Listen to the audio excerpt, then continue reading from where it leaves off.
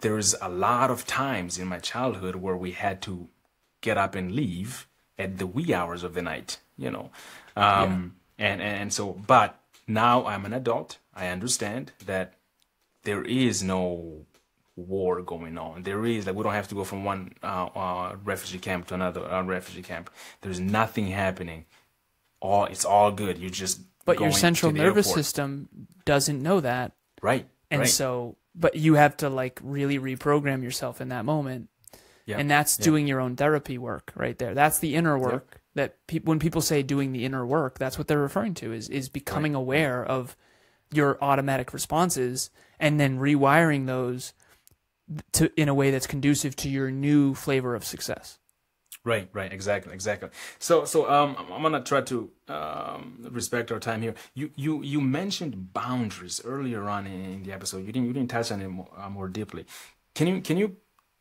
It's a giant umbrella term, of course. People say, "Oh, you're invading my boundaries," or "You never say your boundaries right." But what is that? What does that mean? And even like within like an interpersonal work, right? Like do you set boundaries and actually carry through? Like, what is the distance? I guess the question is like, what's the distance between a conceptual understanding of a boundary and the implementation of that boundary? Because there's a huge distance there.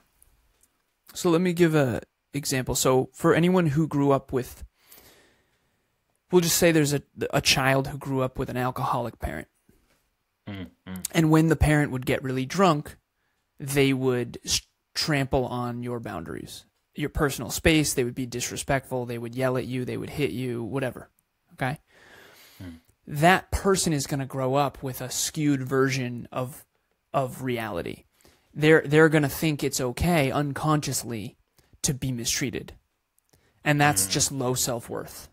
Yeah. It's low self-worth.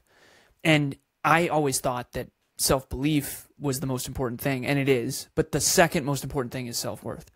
And so if you grew up being really mistreated or your boundaries treated unjustly, that's what I would say, is if you grew up in an environment that treated you very unjustly, you most likely don't understand how much you're being disrespected and how much your boundaries are being trampled on. And so the way that I describe it is self-belief is your belief in your ability to build the castle. Self-worth is how much you believe you deserve to live there, and then you honor and protect it with a moat, and you don't let people come in and spill beer on the carpets. So I was someone who had very low self-worth and low boundaries.